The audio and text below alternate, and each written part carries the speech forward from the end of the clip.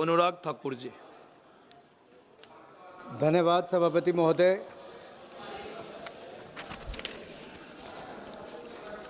वंदे मातरम, वंदे मातरम, वंदे मातरम। ये साल बहुत विशेष है क्योंकि 150वीं जयंती जहां हम सरदार पटेल जी की मना रहे हैं, बिरसा मुंडा जी की मना रहे हैं, वहीं वंदे मातरम एट 150। और मैं आभारी हूं माननीय स्पीकर महोदय का कि जिन्होंने इस पर चर्चा रखी। आभारी हूं अपने दल का और अपने नेता आदरणीय नरेंद्र मोदी जी का जिन्होंने मुझे इस अवसर पर बोलने का मौका दिया। और सबसे प्रसन्नता की बात यह है कि वंदे मातरम पर चर्चा की शुरुआत भी किसी और ने नहीं, देश के यशस्वी प्रधानमंत्री नरेंद्र मोदी जी ने स्वयं की है। एक समय वो था जब शताब्दी वर्ष वंदे मातरम का था, उस समय आपातकाल लगाकर देश को अंधकार में डुबाने का काम और देश के संविधान को तार तार करने का काम उस समय की प्रधानमंत्री इंदिरा गांधी जी ने किया था। उस समय तो चर्चा भी नहीं हो पाई थी।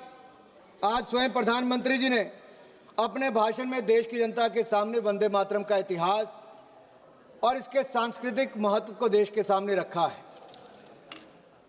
मैं यही कहूंगा, एक तरह से आने वाली पीढ़ियों के लिए वो एक बहुत बड़ा डॉक्यूमेंट, एक प्रेरणादायक बनेगा, एक ऐसा दस्तावेज जिस पर 150 साल पुरानी जितनी हमारी घटनाएं घटी, कैसे वंदे मातरम ने देश को एकजुट करके रखा।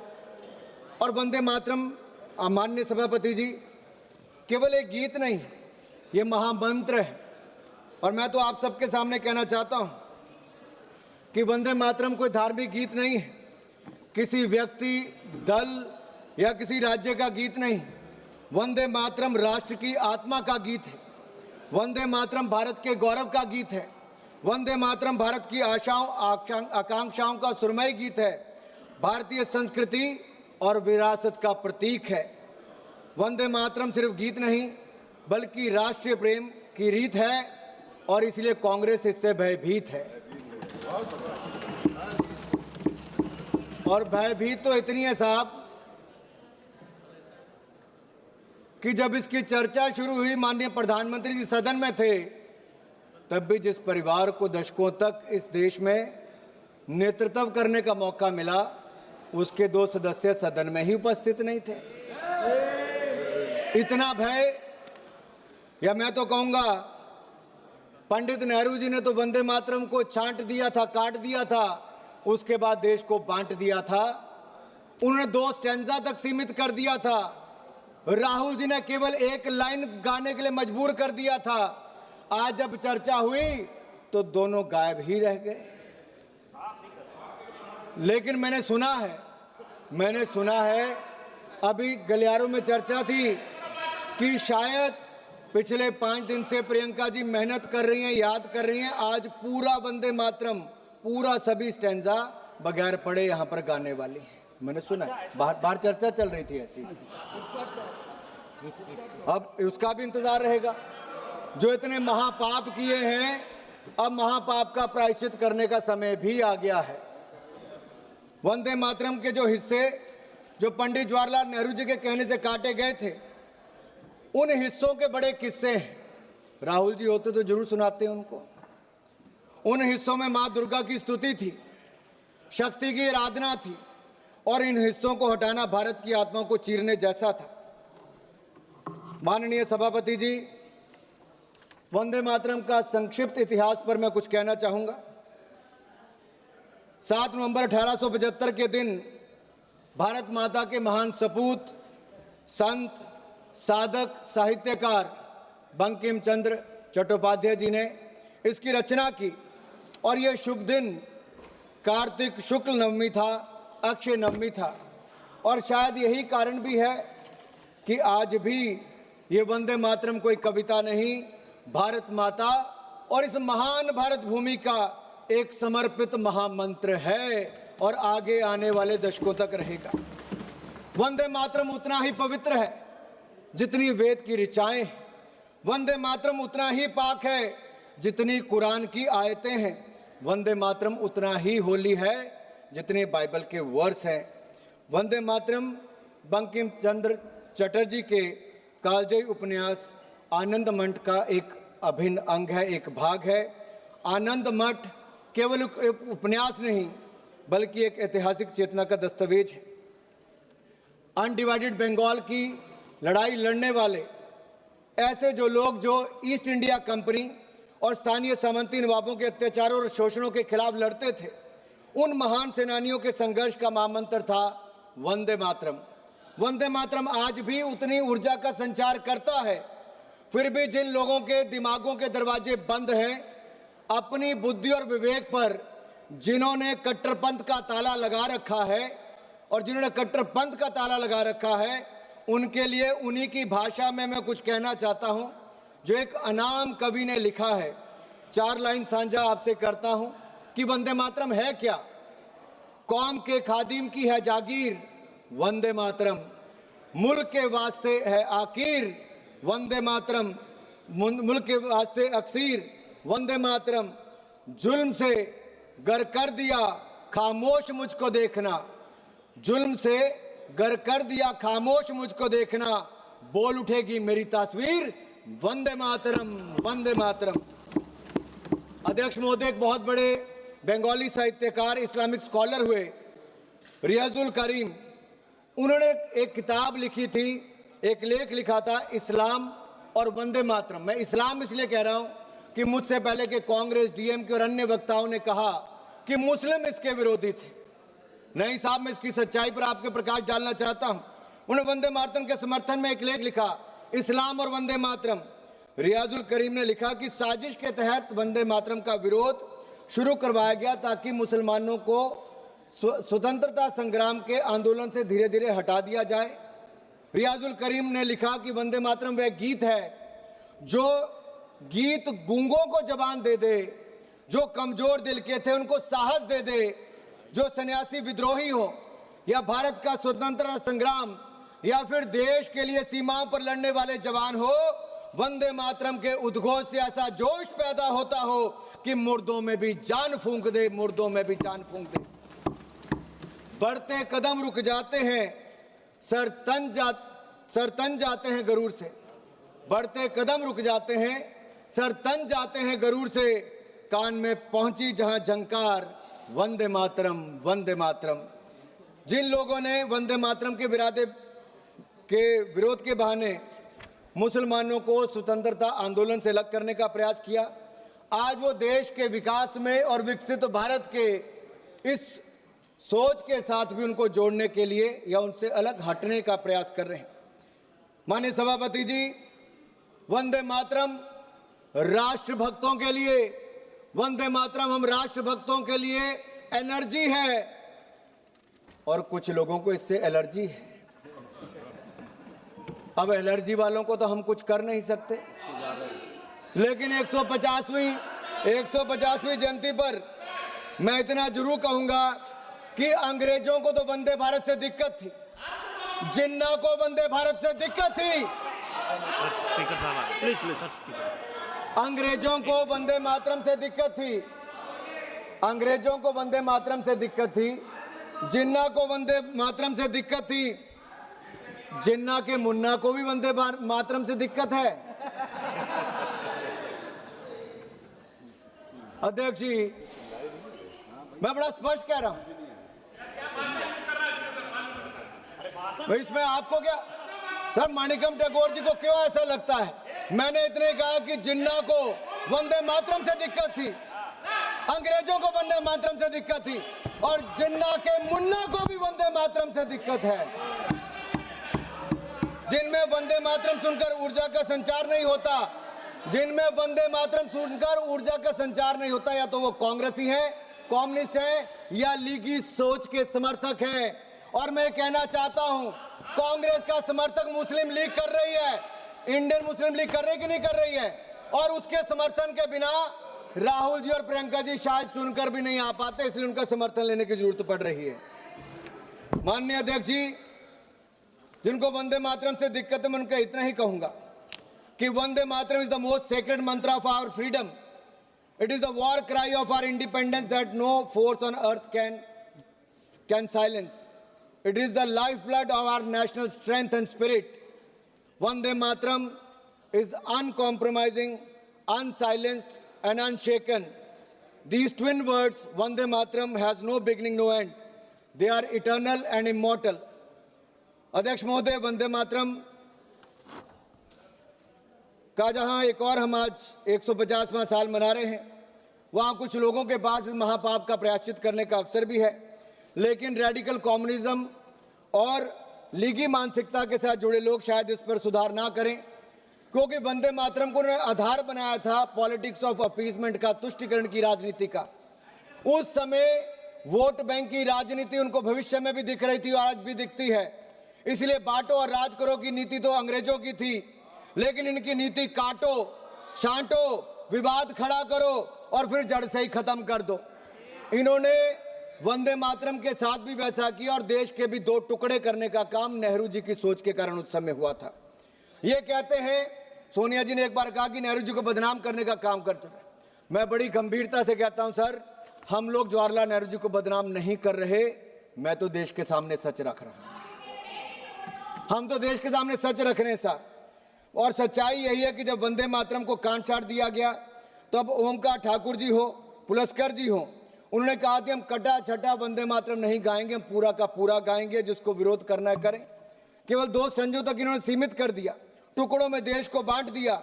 उस समय जिन्ना को खुश करने का काम किया, आज जिन्ना के मुन्ना को खुश करने का काम कर रहे हैं। मैं माननीय सभापति जी, 27 जुलाई 2018 को कांग्रेस की एक बड़ी रैली बंतवाल में दक्षिण कन्नड़ में हो रही थी। राहुल जी ने मंच से कहा, सिंग ओनली वन लाइन, सिंग ओनली वन लाइन। अरे राहुल जी ने 2 स्टैंजे तक कर दिया, नेहरू जी ने 2 स्टैंजे तक कर दिया, राहुल जी 1 लाइन तक सीमित कर रहे हैं। और यही नहीं, मुझे नहीं पता सर कि आखिरकार ये इतना विरोध इसका क्यों करते हैं और इसका मूल कारण क्या है सर। ये लोग जब अपनी सत्ता में भी वंदे मातरम पर माननीय सभापति जी, माननीय अध्यक्ष जी, वंदे मातरम एक समय मैं सिर्फ सच्चाई मंच पे ला रहा हूं। यूपीए की सरकार 2006 में थी, उस समय कहा गया कि सभी शैक्षणिक संस्थानों में वंदे मातरम गाया जाएगा, लेकिन कहीं ना कहीं कट्टरवादियों ने, जिन्नावादी सोच वालों ने इतना दबाव बनाया कि उस समय की चेयरपर्सन, यूपीए चेयरपर्सन ने कहा कि नहीं, इसको आप अनिवार्य मत करिए, इसको स्वैच्छिक कर दीजिए। मेरा सवाल यह है, क्या वंदे मातरम अनिच्छा या इच्छा का विषय हो सकता है? वंदे मातरम गीत इच्छा या अनिच्छा का विषय नहीं हो सकता। वंदे मातरम तो हमें मातृभूमि के सामने सर झुकाने से, भारत माता को नमन करने से किसी की धार्मिक भावना को कोई आहत नहीं होती है सर। अध्यक्ष महोदय, जो लोग अमेरिकन डेमोक्रेसी की बात करते हैं और सेक्युलरिज्म की बात करते हैं, मैं इतना ही कह देना चाहता हूं, यूनाइटेड स्टेट्स में प्लेज ऑफ एलिजियंस में जिसका एक फ्रेज है, वन नेशन अंडर गॉड, ये अमेरिका के स्कूलों में बच्चों को रोज इस पाठ को पढ़ाते हैं, लेकिन हमारे यहाँ पर वंदे मातरम गाने पर विरोध करते हैं। मध्य प्रदेश में जब इनकी सरकार थी तो मध्य प्रदेश के सेक्रेटरीट में कहा गया, यहाँ से राहुल जी उस समय अध्यक्ष थे, कहा गया कि मध्य प्रदेश के सेक्रेटरीट में वंदे मातरम धुन नहीं बजनी चाहिए। ये बार बार वंदे मातरम का विरोध क्यों होता है अध्यक्ष जी? और यही नहीं, क्या 2009 में वोट बैंक की राजनीति के लिए उस समय के एक होम मिनिस्टर पी चिदम्बरम जी देवबंद में जमाते उलमा हिंद के 30th जनरल सेशन में गए, और पी चिदम्बरम जी जिस सेशन में गए, वंदे मातरम के विरोध में रेजोल्यूशन वहां पर पास हुआ। कांग्रेस पार्टी को इसका जवाब देना चाहिए कि एक नहीं, एक के बाद दूसरा सबने किया। सर, बड़े मियां तो बड़े मियां, छोटे मियां, सुभान अल्लाह। 2019 में भोपाल सेंट्रल से कांग्रेस के एमएलए हुआ करते थे आरिफ मसूद, एक सार्वजनिक कार्यक्रम में उन्होंने कहा कि शरिया कानून के अंतर्गत वंदे मातरम बोलने से मना कर दिया। सर, मैं पूछना चाहता हूं, क्या वंदे मातरम के गान पर रोक लगाना चाहिए? और यही नहीं, समाजवादी पार्टी के सांसद शफीकुर रहमान बर्क, जिन्होंने वंदे मातरम को इस्लाम विरोधी कह दिया, महाराष्ट्र में समाजवादी पार्टी के विधायक अबू आजमी ने वंदे मातरम का विरोध किया। समाजवादी के एक विधायक रईस शेख भिवंडी से महाराष्ट्र में इसका विरोध करते हैं। समाजवादी पार्टी और कांग्रेस पार्टियों एक तरह से मिलकर वंदे मातरम का बार बार विरोध करते हैं। अखिलेश जी तो कह देते हैं बच्चों को अधिकार है कौन सा गाना सुनना है। सर ये फिल्मी गीत नहीं है, ये लोरी नहीं है, ये राष्ट्रगीत है, ये राष्ट्रगीत है। अखिलेश जी, आप आर्मी स्कूल में पढ़े होंगे, लेकिन आपको इतना पता नहीं कि वंदे मातरम और फिल्मी गीत में अंतर है भाई। माननीय अध्यक्ष महोदय, मैं खत्म कर रहा हूं, 3 मिनट में मेरा भाषण खत्म कर रहा हूं। आज भारत धूमिल पड़ चुके अपने स्वर्णिम अतीत को तलाश भी रहा है और अपने भविष्य को गढ़ भी रहा है।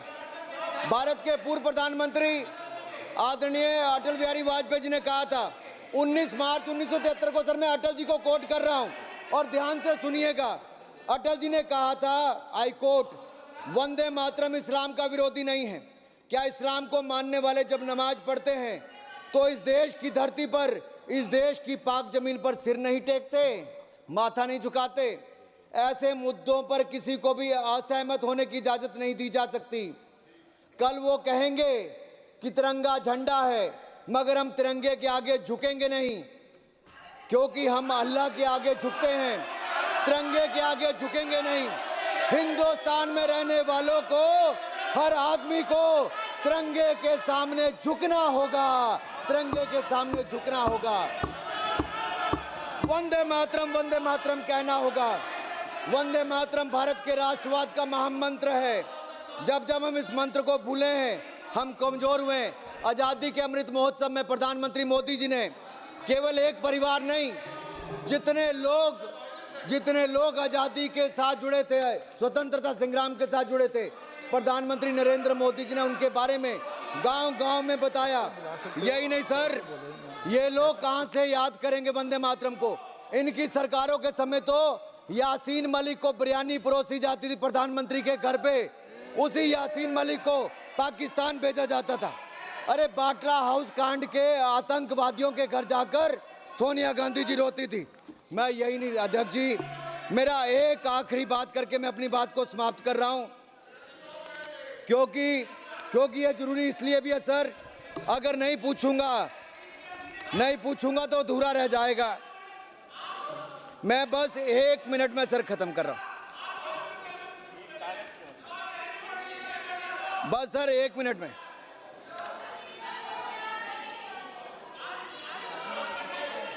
नहीं, ये लोग बहुत हल्ला कर रहे हैं सर।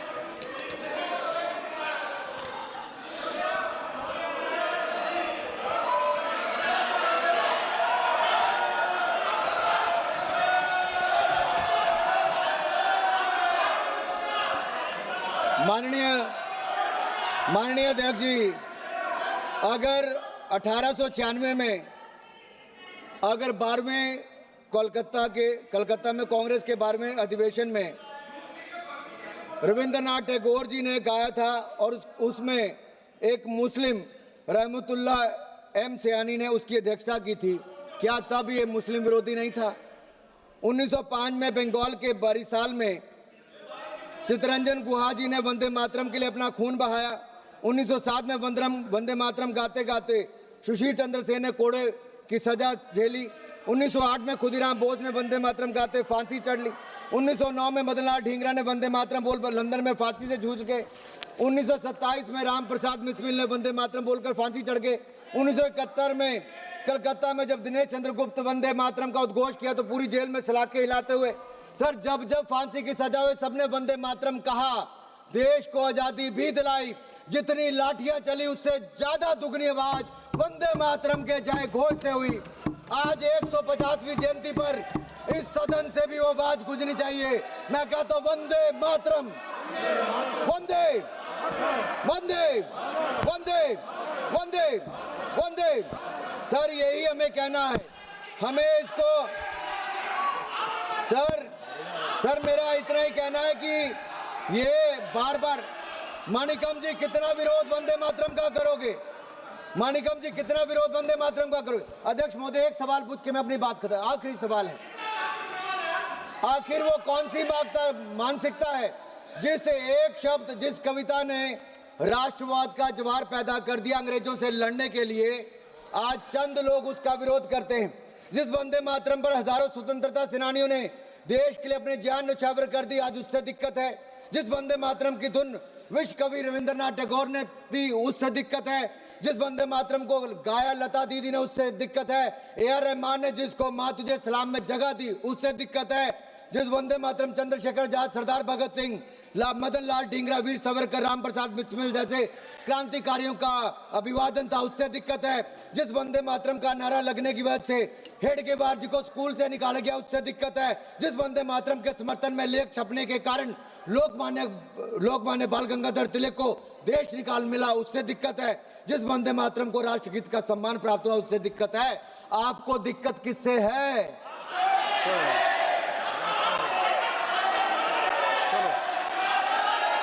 श्री राजेश, अध्यक्ष जी, मुझे मेरा जवाब मिल गया है, मुझे मेरा जवाब मिल गया। इन्होंने कहा कि इनको दिक्कत हमसे है और मैंने पहले कहा था हमें वंदे मातरम से एनर्जी मिलती है, कुछ को वंदे मातरम से एलर्जी होती है राजेश, और ये एलर्जी दिखती है। मैं एक बार फिर वंदे मातरम 150 पर आपने सदन में चर्चा करवाई, देश के सामने इतिहास और सच को लाने का अवसर दिया। माननीय प्रधानमंत्री जी ने देश के सामने के इतिहास को और वास्तविकता को रखा। कैसे वंदे मातरम गीत आज एक महामंत्र के रूप में 150 साल देशवासियों को इकट्ठा करता रहा। मैं माननीय प्रधानमंत्री जी को इसकी शुरुआत करने के लिए जहां एक और धन्यवाद देता हूं, साधुवाद देता हूं, वहीं आपका धन्यवाद करते हुए अपना स्थान लेता हूं। वंदे मातरम। राजेश वर्मा, शॉर्ट में बोलना भाई। बहुत बहुत